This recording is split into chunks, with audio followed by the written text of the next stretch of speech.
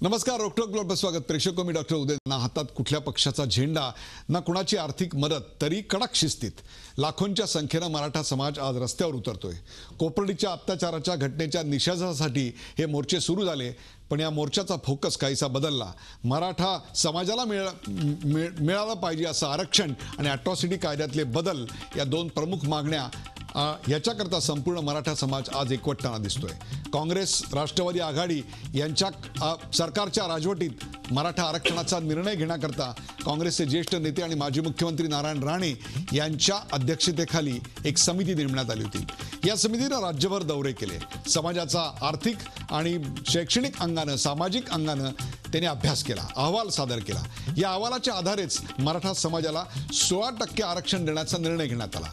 पण त्यासाठी विधिमंडळात कायदा न करता वटहुकूम काढण्यात आला. कोर्टानं या निर्णयाला स्थगिती दिली.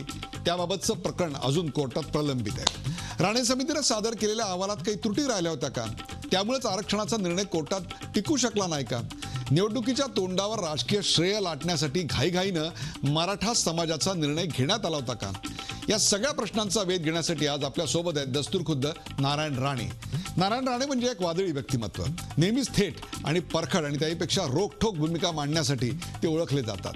आता मराठा आरक्षणाबाबत काँग्रेस पक्षाची नेमकी भूमिका काय आहे? मराठा समाजाच्या मागण्याकडे काँग्रेस कसं पाहतंय? या मागण्या मान्य करून घेण्याकरता सरकारवर दबाव ते कसा आणणार? कोणत्याही नेत्याशिवाय एवढे लाखांचे मोर्चे कसे निघतायत? हे मोर्चे प्रस्थापित मराठा नेतृत्वाच्या विरोधात आहेत की भाजप सरकारच्या विरोधात? आतापर्यंत काँग्रेस राजवटीच्या काळात मराठ्यांना न्याय का बरं मिळाला नाही? चला याबाबत थेट नारायण राणेंची चर्चा करूया. मराठा समाजाच्या प्रश्नांबाबत आतापर्यंत माजी मुख्यमंत्री पृथ्वीराज चव्हाण आणि भाजपचे प्रदेशाध्यक्ष रावसाहेब दानवे यांच्याशी मी चर्चा केली होती. आज त्याच मालिकेत भेटूया मराठा समाजाच्या मागण्यांबद्दल नारायण राणे यांना. चला पाहूयात रोखठोक नारायण राणे.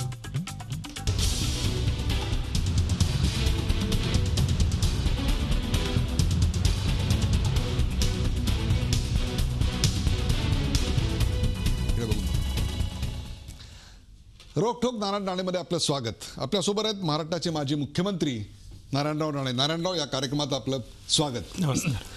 एवढ्या प्रचंड मोठ्या प्रमाणावर जिल्ह्यात तालुक्यात आज मराठा समाजाचे मोर्चे निघत आहेत.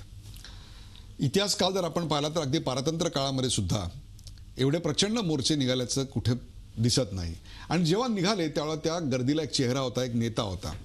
भारत छोडो असं सांगितलं त्यावेळेला त्याच्या मागे महात्मा गांधी होते. जनता सरकार आलं, काँग्रेसचं सरकार पडलं, आणीबाणींच्या विरोधात प्रचंड मोठं आंदोलन झालं. त्याला जयप्रकाश नारायण यांचा चेहरा होता.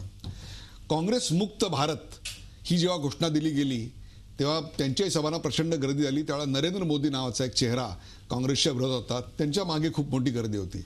परंतु आत्ता आपण पाहतोय की या जिल्ह्यात तालुक्यात मोर्चे निघत आहेत.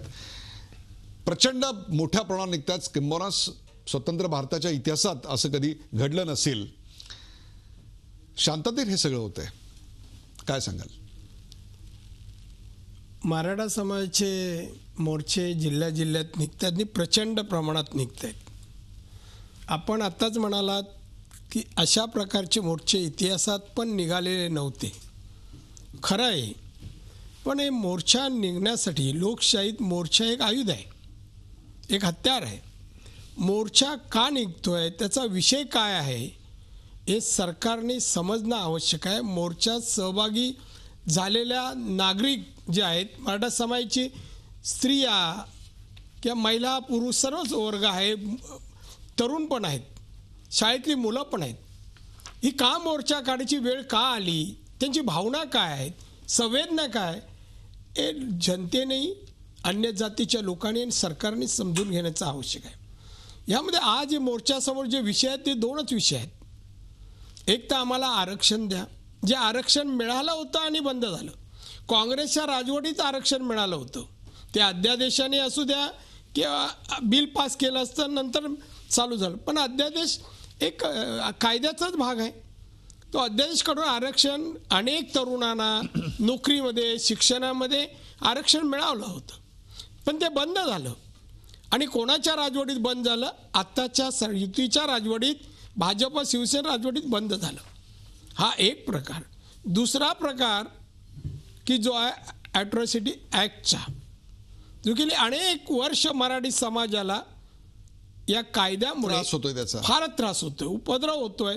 अगदी शिकलेली मुलं, प्रतिष्ठित लोक, चांगले अधिकारी या कायद्याला बळी पडलेले. आपण या दोन्ही गोष्टींची अगदी सविस्तर आणि सखोल चर्चा करूया. दोन्ही बाजूचे मुद्दे काय आहेत ते आपण समजून घेऊया. परंतु जवळपास नारायणराव, आपण 4 दशकं महाराष्ट्राचं आणि भारताचं राजकारण अत्यंत जवळून बघताय. तुम्हाला कधी वाटलं होतं की मराठा समाज इतक्या शांतपणे, जो ज्या समाजाला मागच्या 15-20 पिढ्यांचा लढवय्या असण्याचा एक इतिहास आहे, ज्यांच्या हातात कायम तलवार होती, असा समाज इतक्या प्रचंड मोठ्या प्रमाणावर एकत्र येतो, परंतु त्याच्या हातात तलवार नसते, दगड नसतो, किंबहुना रस्त्यावर पडलेली एखादी पाण्याची बाटली सुद्धा तो उचलताना दिसतो. मराठा समाज असा एकत्र होईल असं कधी वाटलं होतं? आत्ताच्या काळात 21व्या शतकात मराठा समाज एवढा मोठ्या संख्येने एकवटेल याच्यावर माझा विश्वास बसत नव्हता, पण आता मी त्याचा प्रत्ययच घेतोय. मला समोर कोणी नेता दिसत नाही आम्हाला. नाही, पण हे तुम्ही म्हणजे नेता दिसत नाही जे म्हणताय ना, मी तुमच्या या मताशी सहमत होणार. नेत्याविना आंदोलन कुठलंही अशक्य आहे. पडद्यावरचा नेता आणि पडद्या आडचे नेते. पडद्याआडचा नेता कोण? नाही, तो सांगणार नाही मी. पण त्याशिवाय अनेक नेते असतील, एकच नसतील, ते विविध पक्षाचे असतील, का त्यांना असं वाटतंय समाजासाठी. माणूस जन्माला येतो, समाजात पहिला येतो, नंतर मोठा झाल्यावर तो पक्षामध्ये जातो, मग अनेक विविध विषयात सहभागी होतो. पण समाजाचा असतो, त्याला वाटतं मी पहिला समाजाचा आहे. माझी आई, वडील, भावंड विचारतात, पण तू समाजासाठी काय बोलत नाहीस? आणि म्हणून प्रत्येक विविध पक्षाचा माणूस मराठा समाजातला आज समाज म्हणून एकवटलाय. तो नेता असो कोणी असो. मग अशा वेळेला नेतेपद तो पुढे जाऊन दाखवत नाही.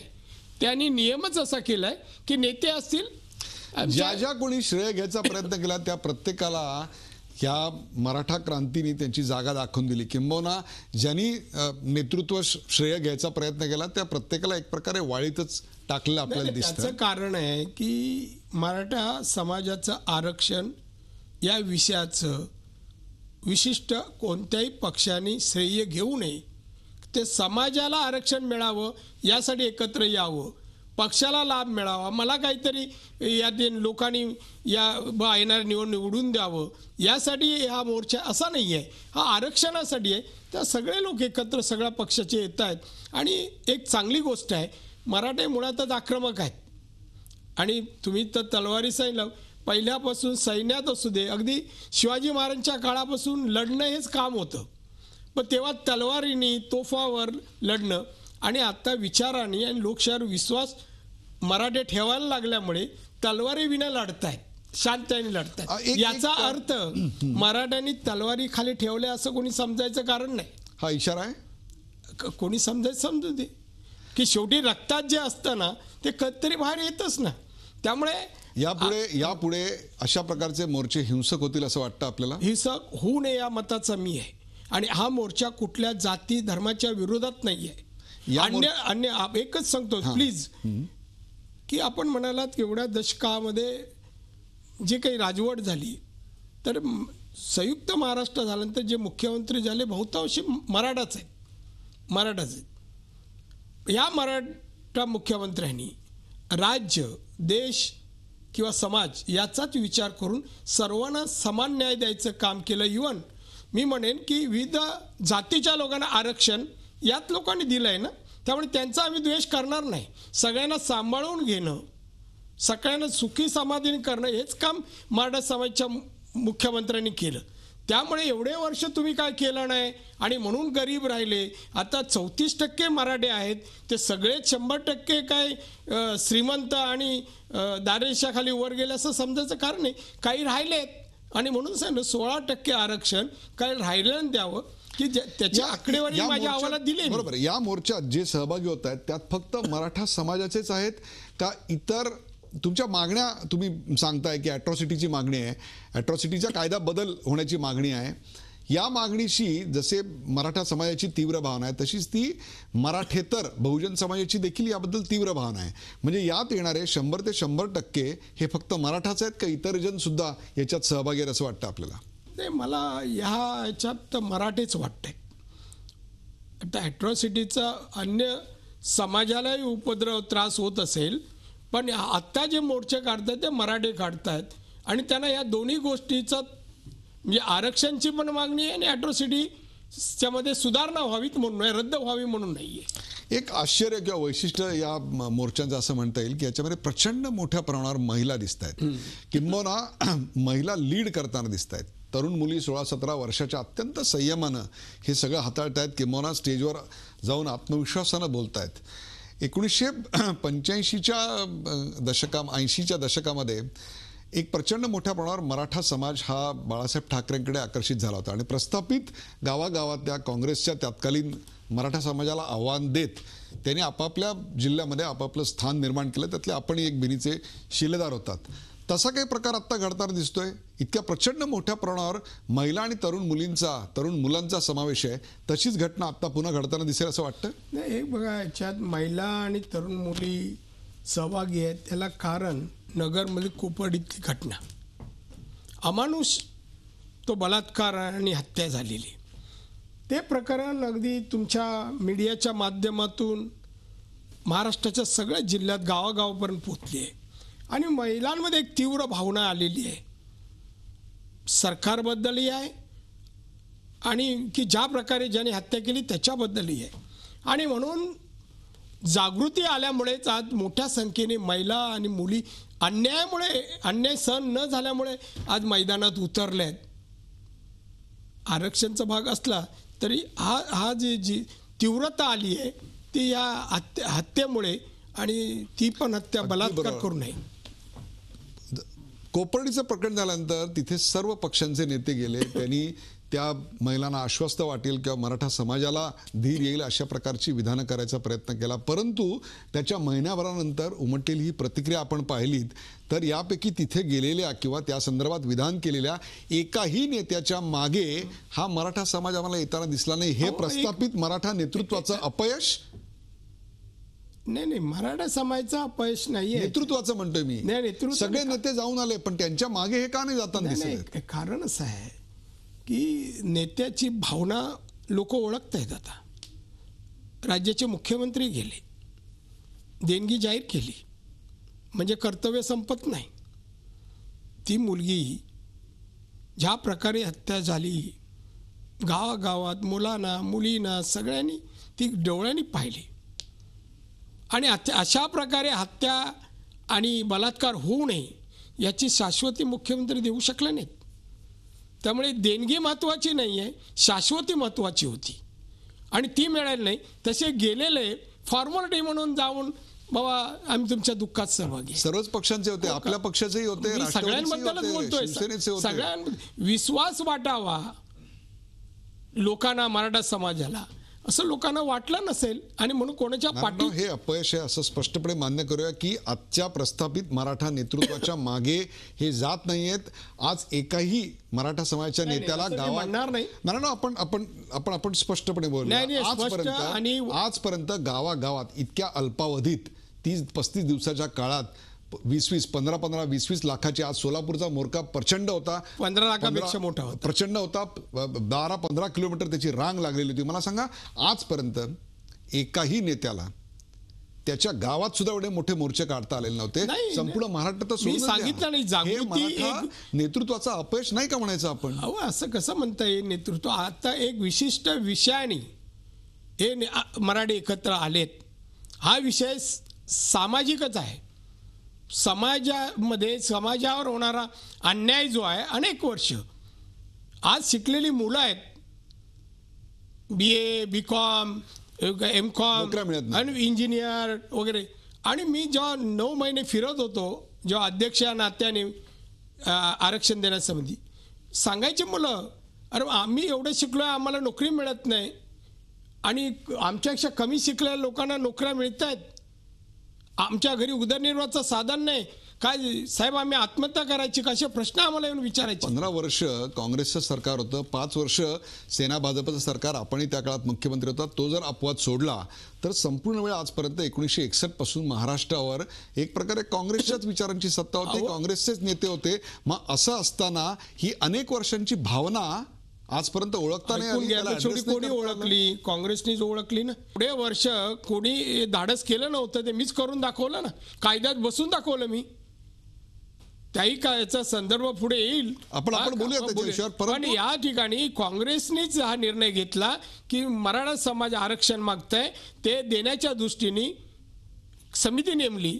समितीने योग्य अभ्यास करून 9 महिन्यानंतर अहवाल दिला आणि नेमकी निवडणूक तोंडावर आली. आपण म्हणाला आपण त्याच्या व्यतिरिक्त सविस्तर बोलणार आहोत. परंतु आज गावागावात प्रस्थापित नेतृत्वाला एक प्रकारे बाजूला सारलं जातंय, त्यांना सर्वसामान्य माणसांच्यात बसवलं जातंय, त्यांना पुढे स्टेजवर येऊन बोलू सुद्धा दिलं नाही. जात तो नाही. नियमच केलाय, तो नियम केलाय की असं व्हायला नको की अमुक पक्षाचा नेता झाला मग बाकीचे लोक यायला नको, म्हणून सगळ्या पक्षाचे लोक एकत्र यावेत.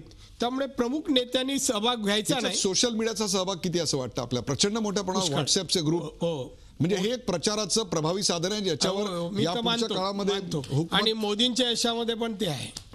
मोदींच्या याच्यामध्ये पण. परंतु औरंगाबादला जेव्हा मोर्चा निघाला तेव्हा तो इतका प्रचंड मोठ्या प्रमाणात निघेल याचा अंदाज कोणत्याही राजकीय पक्षाला नव्हता, माध्यमांना नव्हता. खरंय? खरंय.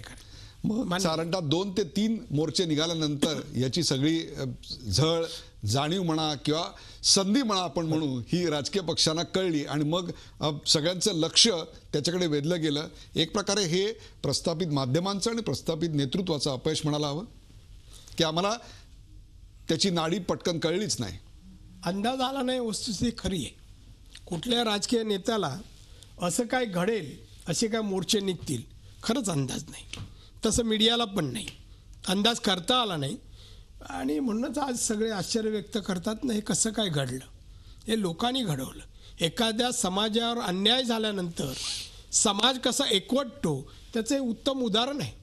उत्तम उदाहरण. एक प्रकारे जशी ती सरकारच्या उरात धडकी भरली पाहिजे या संख्येने, तशी गावागावातलं जे प्रस्थापित नेतृत्व आहे सर्वच पक्षांचं, मग भाजपचं आहे, काँग्रेसचं आहे, सेनेचं आहे, NCPचं आहे, आणखीन कुठल्या पक्षाचा असेल, दलितांचा वगैरे, तर आपण नंतर तो विषय घेऊया चर्चेला. परंतु प्रस्थापित नेतृत्वाला अशी भीतीने वाटणार की आपल्या पायाखालची वाळू सरकली, आपल्याला न विचारता आपल्या गावात 1,00,000-2 लाखाचे मोर्चे निघतात आणि आपल्याला त्याचा पत्ता लागत नाही. नेतृत्व असं तयार होत नाही.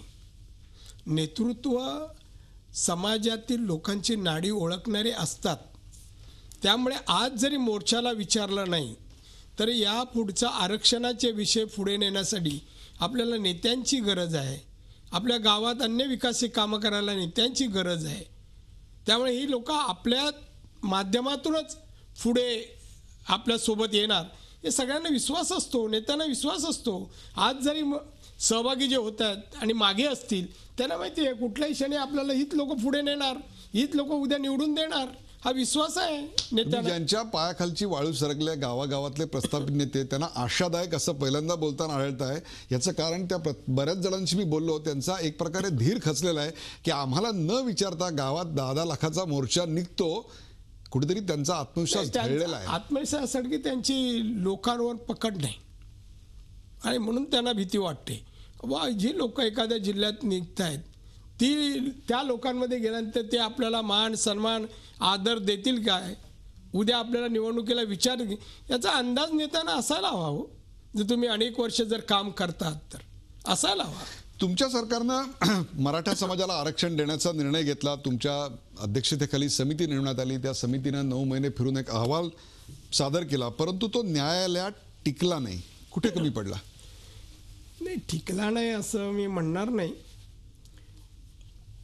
त्या समितीने अतिशय अभ्यास करून राज्यघटनेच्या 15(4) आणि 16(4) आर्टिकल प्रमाणे आम्ही आरक्षण मागासलेला वर्ग, सामाजिक, शैक्षणिक आणि आर्थिक याला आरक्षण देण्याचा अधिकार राज्य सरकारला घटनेने दिलेला आहे. बरोबर. आरक्षण त्याच कलमानुसार आम्ही महाराष्ट्रात मराठा समाज जो आहे तो सामाजिक, आर्थिक आणि शैक्षणिक मागासलेपणाचा सर्वे केला आणि तोही सरकारतर्फे केला, जिल्हाधिकाऱ्यांनी केला, कलेक्टरने केला.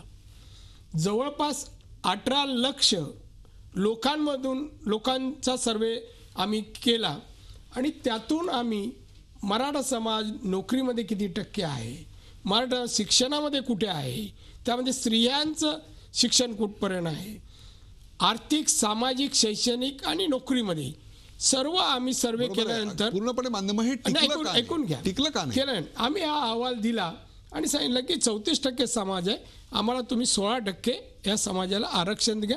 हे अतिशय जे आत्महत्या महाराष्ट्रात झाल्या त्या 34% आत्महत्या मराठा समाजातल्या लोकांचा आहे. म्हणजे गरीब नाहीत आणि हे सगळे शेतकरी होते, कर्ज फेडू शकले नाही आणि म्हणून आम्ही ह्या अध्यादेश काढल्यानंतर आरक्षण मिळायला लागली. काही लोकांना नोकऱ्या मिळाल्या, काही लोकांना ॲडमिशन मिळाली आणि त्यानंतर कोर्टात गेल्यानंतर कोर्टात शुक्ला आणि तिरोडकर गेले, विशिष्ट जातीचे लोक गेले, मराठा समाजाचं कोण गेलं नाही. सुप्रीम कोर्टात मात्र मराठा समाजाच्या माणसाला पाठवलं गेलं. त्याची आर्थिक स्थिती नाही सुप्रीम कोर्टात जाण्याची. जो विनोद पाटील आहे कोल्हापूरचे ते आणि मला वाटतं साळवेना, माननीय साळवे ॲडव्होकेट यांना तिथे वकील केलं. तो मुद्दा जाऊ द्या, पण कोर्टासमोर गेलं.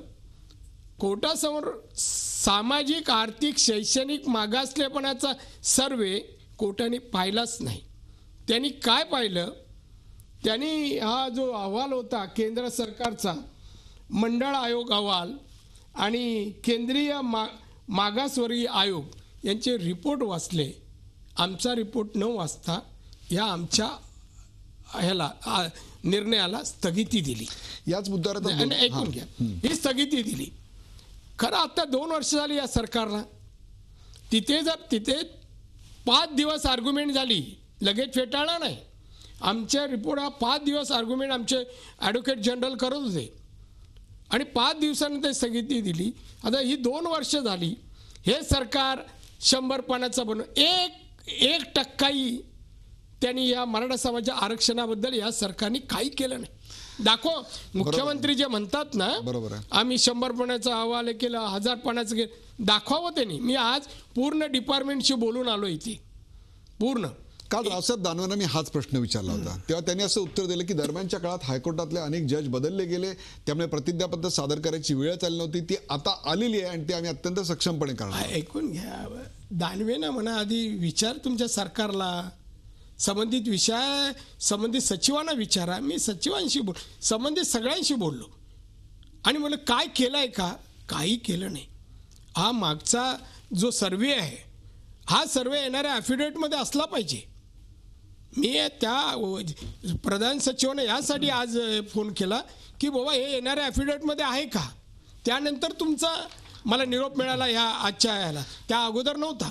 पण या सरकारने 2 वर्षात काही न करता मोर्चा निघतायत आणि म्हणून सहानुभूती मुख्यमंत्री दाखवण्यासाठी आरक्षण न्यायालयात टिकलं नाही, याला सर्वस्वी देवेंद्र फडणवीस यांचं सरकार जबाबदार आहे असा आपला आरोप आहे. मी आरोप तेव्हाही केला जेव्हा हे केलं, ह्याला स्टे दिला, तेव्हा ते म्हणालो या सरकारचं फेल्युअर आहे.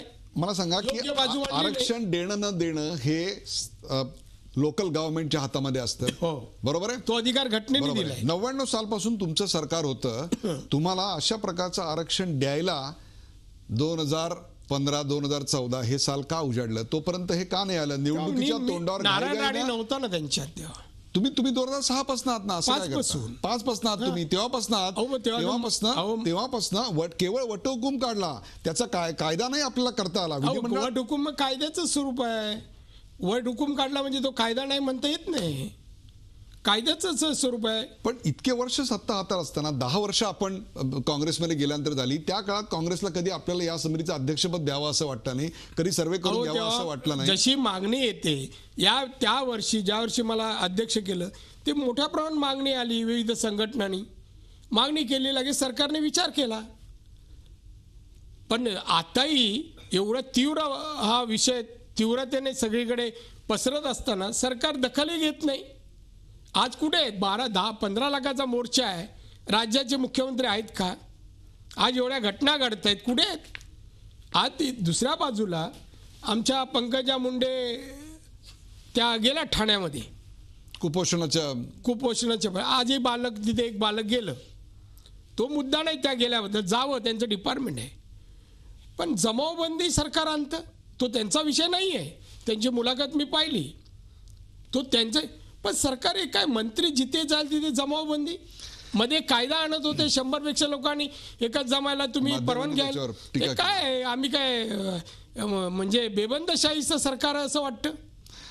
या सरकारनं मराठा आरक्षण न्यायालयात टिकण्याकरता नेमकं काय केलं पाहिजे विचारा नारायण राणे. नका ब्रेक नंतर कुठे जाऊ नका. पाहत राहा झी24 तास. आपण पाहत आहे रोकठोक नारायण राणे. रोकठोक नारायण राणे मध्ये आपलं स्वागत. आपल्यासोबत आहेत महाराष्ट्राचे माजी मुख्यमंत्री नारायण राणे. नारायण राणे, आपण मराठा समाजाच्या मोर्चाच्या पार्श्वभूमीवर बोलतोय. आपण मराठा या आरक्षण समितीचे अध्यक्ष होतात. या सरकारने या आरक्षणाची मागणी न्यायालयात टिकावी याकरता काय केलं पाहिजे?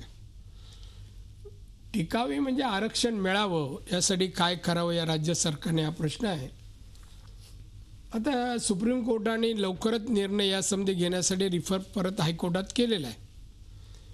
ज्या वेळेला हेअरिंग होईल हायकोर्टात त्याच्यापूर्वी या सरकारने या राज्यातले या विषयातले जे तज्ज्ञ आहेत, समाजातले काही प्रमुख आहेत आणि यापूर्वी ॲडव्होकेट जनरल ज्यांनी ही केस चालवलेली आहे, जसे कदम होते, ॲडव्होकेट कदम, अशा लोकांचं मार्गदर्शन घेणं आवश्यक आहे. आणि हे मार्गदर्शन घेऊन मागच्या वेळेला ज्या गोष्टीकडे लक्ष कोर्टाचं गेलं नाही, सर्वेचं त्यात हायलाईट करणं आवश्यक आहे. कोणते मुद्दे हायलाईट करावे जेणेकरून आरक्षण मिळेल असे मुद्दे निवडावे आणि ॲफिडेव्हिट समाविष्ट करावे. म्हणजे मला वाटतं हे मराठा आरक्षण टिकेल कोर्टात असं वाटतं. आपल्याला सुप्रीम कोर्टानं आरक्षणाची मर्यादा काय घालून दिलेली आहे, किती टक्क्याची, याची पूर्ण कल्पना आहे. त्यामुळे इतर समाजाच्या आरक्षणाला धक्का न लावता 16% आरक्षण आपण कसं देणार आहोत? राज्यात 52%, देशातच 52% आरक्षणाची मर्यादा आहे आणि सुप्रीम कोर्टात किंवा अनेक निर्णय आहेत की 52च्या वर देऊ नये. पण मी तुम्हाला पहिल्यांदाच राज्यघटनेचं सेक्शन सांगितलं, मी 15(4) आणि 16(4). 52च्या वर द्यायचं असेल, सामाजिक आर्थिक शैक्षणिक मागासलेपणा जर असेल आणि तो तुम्ही सिद्ध केलात सर्वे करून, तर राज्य सरकारला 52च्या वर आरक्षण देण्याचा अधिकार आहे. आणि तामिळनाडूने 68% दिलेलं आहे, 68%. तामिळनाडूची केस सुप्रीम कोर्टात पडलेली आहे, आरक्षण लोकांना मिळत आहे. म्हणजे आम्हीच केलं असं नाही, आम्ही तामिळनाडूच्या धर्तीवर त्यांनी ज्या कायद्याच्या राज्यघटनेच्या कलमाच्या आधारे त्यांनी आरक्षण मिळवलं किंवा अजून टिकलं आहे, त्याच आधारे त्याच वकिलांचं मार्गदर्शन घेऊन आम्ही हे आरक्षण 16% दिलं आहे. त्याचबरोबर माझ्या शेवटच्या पॅरेग्राफमध्ये मी उल्लेख केला आहे, ओबीसी किंवा अन्य आदिवासी असो किंवा मागासवर्गीय असो, या कोणत्याही जातीच्या आरक्षणाला धक्का न लावता 16% आरक्षण देण्याचा आम्ही निर्णय मान्य केला आहे. म्हणजे ओबीसीच्या 18%ला पण नाही, मागासवर्गीय नाही आणि बाकी तर याचा आदिवासीचा प्रश्नच नाही. कोणाचंही आरक्षण घेत नाही. आत गैरसमज पसरवला जातोय की ओबीसीच्या आरक्षणातून मागतात. अजिबात नाही मागितलं आहे. मी त्या मताचा नाही. कोणाचं आरक्षण कमी करावं कुठल्याही जातीचं या मताचा मी नाही. एक तर मी आयुष्यात जात पात मी मानत नाही. माणुसकी हाच माझा धर्म आहे आणि त्याच्यामुळे अशी खात्री आहे की कुठल्याही जातीपातीच्या आरक्षणाला धक्का न लावता, त्यांच्या टक्क्याला धक्का न लावता मराठा समाजाला आरक्षण आणि या देशात जसं ते तामिळनाडूमध्ये देण्यात आलेलं आहे. अशा प्रकारचे अनेक मोर्चे आणि त्यातून हीच मागणी पुढे आल्यानंतर मुख्यमंत्र्यांनी परवा दूरदर्शनला जी मुलाखत दिली त्यात त्यांनी स्पष्टपणे सांगितलं की मराठा समाजाच्या प्रश्नांबाबत सरकार सकारात्मक आहे आणि त्या समाजाचे आम्ही प्रश्न सोडवू. जर उद्या अशा प्रकारचं आरक्षण देण्यात, मराठा समाजाला न्याय देण्यात जर मुख्यमंत्री यशस्वी ठरले तर या सगळ्याचं श्रेय मुख्यमंत्र्यांना मिळेल, भाजपला मिळेल? नाही, कसं मिळेल? याच्या अगोदर निर्णय झालेला आहे ना. निर्णय आम्ही दिलेला आहे आरक्षणाचा. तुमच्या राजवटीत तुम्ही कायदेशीर योग्य त्या ठिकाणी बाजू मांडली नाही आणि म्हणून बंद झालं आहे. मुळात ज्यांनी सुरू केलं त्यांना मिळतं. बरं, एक मिनिट, मुख्यमंत्र्यांनी या ठिकाणी सांगितले आम्ही या मराठा समाजाला आरक्षणाच्या दृष्टीने काय म्हणा शब्द काय सकारात्मक आहे. सकारात्मक आहे म्हणजे काय हो? मग 2 वर्षात काय केलं? काय तुमच्या राजवटीत बंद झालं आरक्षण, ते चालू करण्यासाठी 2 वर्षात काय प्रयत्न केले? मोर्चा निघायची वाट पाहत होता तुम्ही? शाश्वत विकास करू. 2 वर्षात शाश्वत विकासाचं एक पाऊल पुढे पडलं नाही. अच्छे दिन आणू, अच्छे दिन नाही आले, महागाई कमी नाही झाली, तसं हे म्हणायचं का?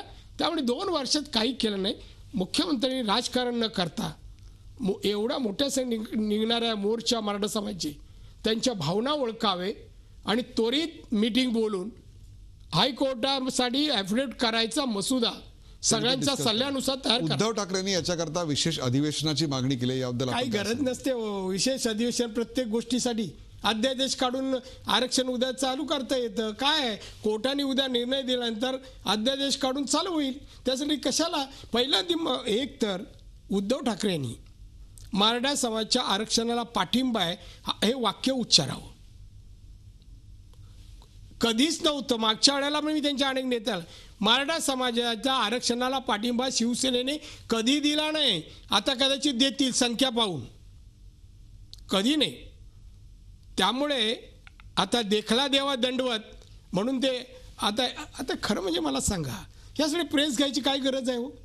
मुख्यमंत्र्यांना फोन करून बाबा चला तुम्ही ताबडतोब हा निर्णय घ्या, नाही तर अन्य वेळेला भेटीला जाता तसेला भेटीला जाऊन मराठा समाजाचं हे घ्या, नाही ते वारंवार भेटी होतं. एकाच सरकारमध्ये आहे. दूरदर्शनच्या मुलाखतीत मुख्यमंत्र्यांनी एक विधान असं केलं की मराठा समाजाचे जे मोर्चे आहेत ते त्यांची खुर्ची अस्थिर करण्याकरता त्याचा वापर केला जाणार असल्याची भीती त्यांनी व्यक्त केली. काय हे त्यांच्या पक्षांतर्गत असेल. ते हा प्रश्न तुम्ही दानवेंना विचारायला पाहिजे होता. कारण खरं म्हणजे हा प्रश्न फक्त दानव्यांनाच आणि कोण आहेत त्यांच्या बरोबर असं वाटतं? नाही अजय अनेक लोक स्पर्धेत बघतात. मराठा समाजाचेच आहेत. पण ते आता किती पात्रतेचं गुणवत्तेवर मी जात नाही. पण देवेंद्र फडणवीसांनी हा विचार करायची गरज नाही. माझी खुर्ची कोण हलवतंय आणि ते पण टी व्हीवर बोलण्याची गरज नाही. तुम्ही भक्कम जर बसला असाल आणि तुमचा कारभार योग्य रीतीने जर चालत असेल तर असे किती मोर्चे. आपलं असं मत आहे की या मोर्चांचा फायदा घेऊन भारतीय जनता पक्षातलेच इतर मराठा नेते अशा प्रकारची कारवाई किंवा कृत्य करतात, देवेंद्रची खुर्ची हलवायचा प्रयत्न करतायत. आणि हे जे बाकीचं लावलं जातं ना की दलितांनी मोर्चा काढा, आणि याच्या मागे दुसरे दलित आणि मराठा कधीच याच्यामध्ये एकमेकाविरुद्ध मोर्चा काढणार नाही. कारण मराठा समाजाचा मोर्चा आपण दलितांविरुद्ध नाही. दलितांच्या प्रतिमोर्चाबद्दल बोलणार आहोत. परंतु अत्यंत कळीचा मुद्दा जो आता बोलायचा राहून गेला तो म्हणजे अॅट्रॉसिटी कायद्याच्या संदर्भात. या अॅट्रॉसिटी कायद्यामध्ये बदल करावा अशी मागणी केली जाते. याला गावगाड्याचा कारभार आणि त्यात आलेले मराठा समाजाला अनुभव कारणीभूत आहेत? नाही, एक नाही, असंख्य आहेत. आणि खरंच लोक चांगलीच आणि शिकलेली लोक, काही व्यावसायिक लोक, काही अधिकारी यांच्यावर पोलिसांनी योग्य कायद्याचं कलम जे आहे त्याचा अभ्यास न करता केस दाखल करायची आणि अटक करायची. खरी म्हणजे चौकशी करून करायला पाहिजे. त्याला एव्हिडन्स लागतात, पुरावे लागतात. ते दिल्यानंतरच त्याला अटक करायची. काही नाही, कोणी शिवी दिली कायदा करा, अटक. सवर्णांच्या विरोधात आपला सूड उगवण्याकरता वैयक्तिक स्वार्थाकरता या कायद्याचा गैरवापर केला असं विधान महाराष्ट्रातल्या एका महत्वाच्या नेत्यांनी केलं. त्याबद्दल काय सांगाल? त्यांचा काहीतरी अनुभव असेल. माझा काय तसा अनुभव नाही. पण मिसयूज होत आहे या कायद्याचं. आणि जे ज्यामुळे होत आहे त्या सुधारणा केली म्हणजे काय, अनेक कायद्या आपण घटना दुरुस्ती करतो तर या कायद्यामध्ये सुधारणा झाली, बिघडलं कुठे? आपण त्यांच्यावर अन्याय होत होता दलितांवर म्हणून कायदा तर आणला ना. मग समोर कायद्यामुळे काही गोष्टीमुळे जर अन्याय होत असेल तर मॉडिफिकेशन करायला काय हरकत नाही. परंतु अशा प्रकारचा अॅट्रॉसिटीचा जो कायदा आहे त्याचा अखत्यारी जी आहे ती केंद्र सरकारकडे आहे. राज्य सरकार त्यावर काय प्रभाव टाकू शकतं असं आपल्याला? प्रभाव काय, प्रस्ताव तिकडे पाठवायचा, केंद्र सरकार विचार करेल. प्रोसिजर आहे तीच फॉलो करायची. तुम्हाला असं वाटतं की ही मागणी राज्यात करून त्याचा प्रभाव केंद्रात पडणार आहे? पाठवायचं तरी काम करावं, का नाही पडणार? महाराष्ट्राचे जे आहेत त्यांनी करावं. आणि रामदास आठवले सगळ्यांचेच आहेत. ते मंत्री आहेत, त्यांना कुठल्या एका जातीचा धर्माचा नाही बाजू घेता येणार. बाजू ऐकून घेतला पाहिजे, तज्ज्ञांकडून विचारपूस करायला पाहिजे, हे योग्य अयोग्य आहे. काही दलित नेते प्रतिमोर्चा करायची जो मगाशी आपण विषय बोलतात त्यांनी भाषा केली किंवा जय भीम के नाम पे अगर खून बहता है तो बहने दो. त्यांचा नाही, लोकांचा विधान बदललेलं आहे. नाही मग त्यांनी दुसऱ्यांच्या रक्ताबद्दल बोलले, स्वतःचं रक्त मी घालवणार असे नाही म्हणाले. बहने दो म्हणजे इतरांचं हे करू नये. नेत्यांनी जबाबदारीने बोलावं. या एखाद्या विषयावर एका जातीचा मोर्चा होत असताना, निघत असताना यामध्ये काही तेढ निर्माण व्हावं, दंगली सुरू व्हाव्यात, रक्तपात व्हावेत अशी इच्छा कोणी बाळगू नये राजकीय हेतूने, आणि होऊ नये असं या मताचा मी आहे. त्यामुळे नेत्यांनी विधानं करताना, भाष्य करताना अतिशय विचारपूर्वक करावं. यातून मार्ग निघेल असं करावं. या ठिकाणी मन कलुषित होऊन एकमेकाविरुद्ध गावागावात जे गोष्टी होतील त्या हाताबाहेर जातील, आणि असं कोणी करू नये. इंदापूरच्या मोर्चामध्ये आम्हाला हर्षवर्धन पाटील दिसले. मला वाटतं की जालन्यामध्ये रावसाहेब दानवे होते, किंवा नांदेडच्या मोर्चामध्ये अशोक चव्हाण होते. नारायणराव राणे आम्हाला या मोर्चात कधी दिसणार नाही. योग्य वाटेल तेव्हा दिसेल, मिळेल का कुठेही सामील होऊ शकतो.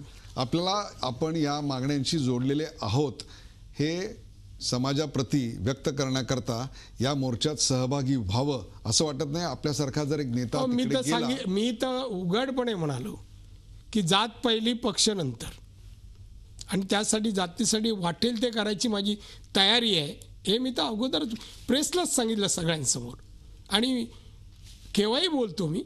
आज काँग्रेसने हा प्रश्न हाताळलाय, मग काँग्रेसने जाहीर पाठिंबा मी आज सांगितलं अशोक चव्हाणला, आणि ते नंतर बोललेही प्रेसला.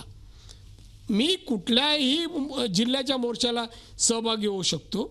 आता मी विचार करतोय कुठल्या जिल्ह्यात जावं, कुठे जावं, आणि त्यांना विचारून जाईल. आणि सगळ्या मोर्चाचे रिपोर्ट तिथले पुढाऱ्यांशी माझं बोलणं होत आहे. आणि समाजासाठी, मी मराठा समाजाचा आहे, मला अभिमान आहे. त्यामुळे या समाजावर अन्याय होत असेल तर त्यासाठी काही करायची माझी तयारी आहे. त्यासाठी पद आणि बाकीच्या गोष्टी मी विचारात घेत नाही.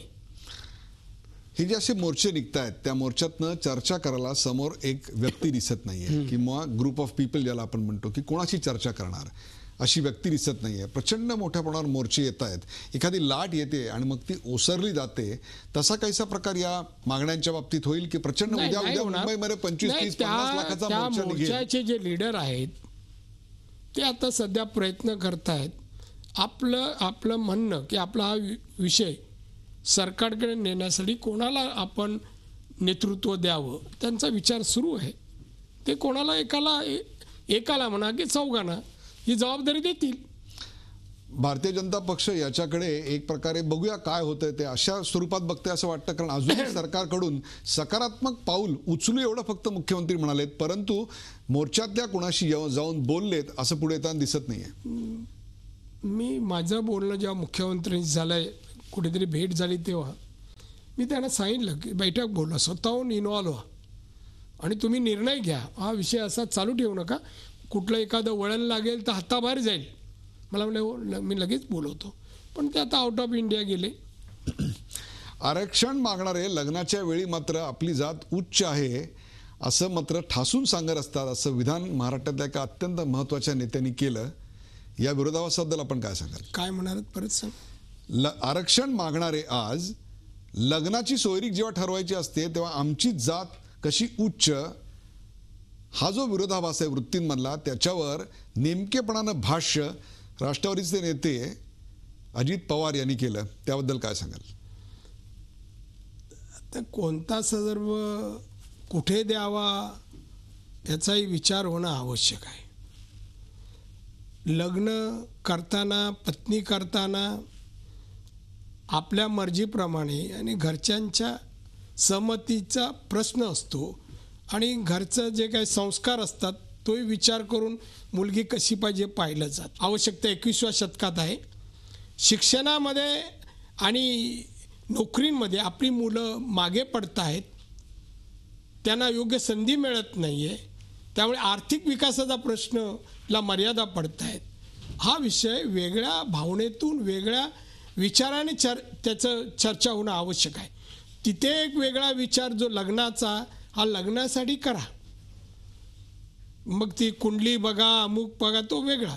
पण इथे करताना आज आपला समाज मागे राहिला त्याला कारण काय? एक ते शेतीप्रधान आपला समाज आहे, शेतीवर आधारित जास्त कुटुंब मराठा समाजाची आहे. मग शेतीला प्राधान्य देत असताना शेतीमालाचा प्रश्न, भावाचा प्रश्न, मार्केटिंगचा प्रश्न, तिथून प्रगती साधण्यासाठी त्याचा विचार व्हायला हे पाहिजे. जे सगळे मुद्दे आपण म्हणतात ना, हे फक्त महाराष्ट्रात मराठ्यांपुरते मर्यादित नाही आहेत.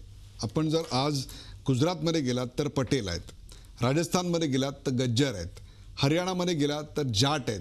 या सगळ्यांची आंदोलनं बहुतांशी ज्या मागण्यांकरता आहेत तशाच स्वरूपाच्या मागण्या आत्ता आम्हाला इथं होताना दिसत आहेत.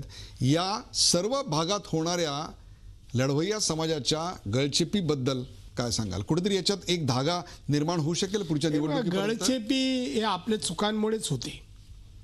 मराठे आज जसे एकवटले तसे जर पूर्वीपासून एकवटले असते, मराठे आपसातच लढत राहिले. स्पर्धा आपसातच केली त्यांनी, अन्य लोकांची स्पर्धा नाही केली. ही पहिली वेळ आहे की आपसामध्ये स्पर्धा न करता आरक्षणासाठी तरी एकत्र आले. जेव्हा राजकीय विषय पदाचा येईल तेव्हा टिकतील की नाही माहित नाही. मुद्दा तर तोच आहे की आम्हाला बुडवलं, स्वतः तर बुडलेच पण आम्हालाही बुडवलं, अशी टीका आत्ताच दोन मग त्यावर माझं ट्विट आहे ना, माझं आहे ना, मी म्हणालो ना, आता बुडवाबुडीचं सोडा, पाण्यातून बाहेर या आणि भाजप शिवसेनेची लढा मैदानात. भाजप शिवसेनेशी लढण्याकरता काँग्रेस आणि एनसीपी एकत्र पाहिजे. येऊ घातलेल्या महानगरपालिका निवडणुकीमध्ये आपली युती किंवा आपली आघाडी होईल असं जाहीर करता आपण? नाही, अजून तरी नाही ना. तो मुहूर्त शोधायचा आहे.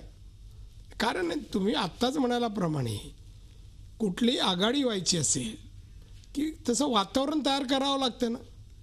पूर्वीचं बुडवाबुडवीचं हे भाष्य केल्यावर मग ते आघाडी होण्याचं वगैरे किंवा महानगरपालिका, जिल्हा परिषदा, नगरपालिका तर पुढेच राहिल्या.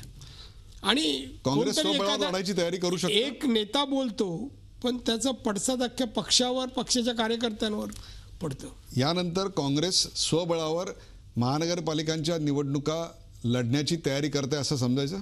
नाही, तयारी करतोय पण आघाडी की स्वबळावर हा निर्णय आमचा दिल्लीत होईल.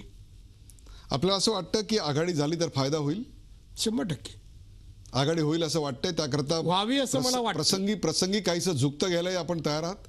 नाही, झुकतं वगैरे नाही. ते हे व्हावं, जशा प्रकारे मागच्या वेळी वाटप झालं तसं व्हावं, पण ती व्हावी आणि ती करणं दोन्ही पक्षाच्या हिताचं आहे. विधानसभेच्या वेळेस कुठे बिनसलं? कोणामुळे बिनसलं? बिनसलं, काही लोकांना मुख्यमंत्री व्हायचं होतं, काही लोकांना, आमच्याही लोकांना राष्ट्रवादी नको होती. तो वैयक्तिक प्रश्न त्यांचा होतो.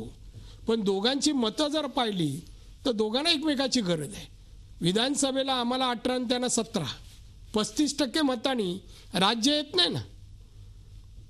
आणि म्हणून दोघांनी एकत्र आल्याशिवाय आणि विधायक काम केल्याशिवाय, लोकांची विश्वासार्हता मिळवल्याशिवाय नशीच सत्ता येईल असं नुसतं बोलणं आणि एकमेकाची मनं दुखवणं यात हित आहे असं मला वाटत नाही. राष्ट्रवादीला जो काही इशारा द्यायचा आहे तो आपण याच्यातनं दिलेला आहे. प्रेक्षक, रोखठोक नारायण राणे या कार्यक्रमात आपण मराठा समाजाच्या मोर्चासंबंधी राणे आणि काँग्रेस पक्षाची नेमकी भूमिका समजून घ्यायचा आज प्रामाणिकपणे प्रयत्न केला. काँग्रेस राष्ट्रवादी आघाडी सरकारनं मराठा समाजाला 16% आरक्षण दिलं होतं, पण कोर्टानं आमच्या समितीचा अहवाल विचारात न घेताच या निर्णयाला स्थगिती दिली. हे आरक्षण टिकवण्यासाठी गेल्या 2 वर्षात भारतीय जनता पक्ष सरकारनं आणि देवेंद्र फडणवीस यांनी काहीही प्रयत्न केले नाहीत. हे सरकारचं अपयश आहे अशी घणाघाती टीका नारायण राणे यांनी यावेळी केली. मराठा समाजाचे लाखाचे मोर्चे निघतायत, सरकार त्याची साधी दखलही घेत नाहीये, राज्याचे मुख्यमंत्री आहेत कुठे असा सवाल त्यांनी केला. मराठा समाज हा एक आक्रमक समाज आहे. त्यापूर्वी मराठे तलवारीनं लढले, आता विचारानं लढतायत, पण मराठ्यांनी तलवारी खाली ठेवलेल्या नाहीत, त्या कधीही बाहेर येऊ शकतात असा एक प्रकारे गर्भित इशारा त्यांनी यावेळी दिला. या मोर्चाच्या आयोजनामागं सध्या तरी प्रस्थापित मराठा नेते नाहीत, पडद्याआड वेगळेच नेते आहेत, पण भविष्यात समाजाला नेत्यांची गरज भासणार आहे असं सांगतानाच ज्या नेत्यांची समाजावर पकड नाही त्यांना या मोर्चाची भीती वाटते असा टोला त्यांनी अन्य नेत्यांना लगावला. अर्थात हे अन्य नेते त्यांच्या पक्षातले होते की नव्हते यावर मात्र काही भाष्य झालं नाही. प्रेक्षको, काँग्रेस पक्ष सत्तेवर असताना त्यांनी मराठ्यांना आरक्षण दिलं, पण तो निर्णय कोर्टात टिकला नाही. मराठा समाजाच्या मागण्यांसाठी काँग्रेस पक्ष आता सरकारवर नेमका कसा दबाव आणणार याकडे सर्वांचं लक्ष लागलंय. येत्या निवडणुकांवर मात्र या सगळ्याची गडद छाया पडणार एवढं मात्र नक्की. येत्या काळामध्ये नारायण राणे नेमक्या कोणत्या गावात मोर्चात दिसणार या प्रश्नाचं उत्तर देखील आज गुलदस्त्यात राहिलं. आज या झी 24 तासच्या प्रेक्षकांसाठी रोखोक नारायण राणे आज आपण इकडे आलात आणि आमच्या प्रश्नांना उत्तर दिलीत त्याबद्दल विशेष धन्यवाद. एकच लाईन बोलू शकतो का? बोला.